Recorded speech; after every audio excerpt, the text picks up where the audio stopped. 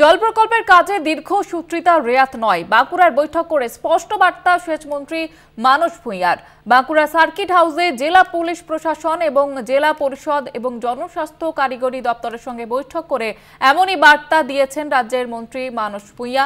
রাজ্য সরকারের পালা বদলের পর শাসক দল বাড়িতে বাড়িতে নলবাহিত পানীয় জল পৌঁছে দেওয়ার প্রতিশ্রুতি দিয়েছিল। সেই উদ্দেশ্যে কয়েকশো কোটি টাকা খরচ করে বাঁকুড়ার একাধিক প্রকল্প নেওয়া হয়েছে, কিন্তু একদিকে জনস্বাস্থ্য কারিগরি দপ্তরের নজরদারির অভাব, অন্যদিকে ঠিকা সংস্থাগুলি ঢিলিমির জেরে 2024 সালের শেষেও জেলার 22টি ব্লকে এমন বহু গ্রাম রয়েছে যেখানে পানীয় জলের নল পৌঁছেছে কিন্তু জল পৌঁছয়নি।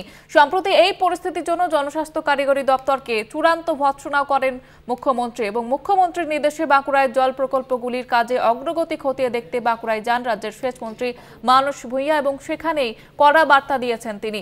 বাঁকুড়ায় বৈঠক করে স্পষ্ট বার্তা দিয়েছেন সেচমন্ত্রী মানস ভূঁইয়া।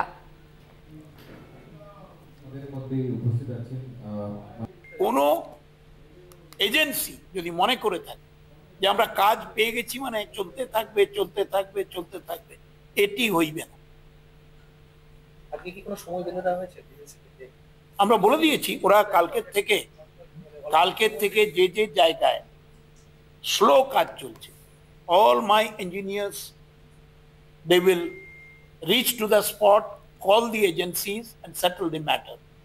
যদি না করে তাদের শোকজ করা হবে এবং তারপরেও যদি না করে ডিপার্টমেন্টাল অ্যাকশন।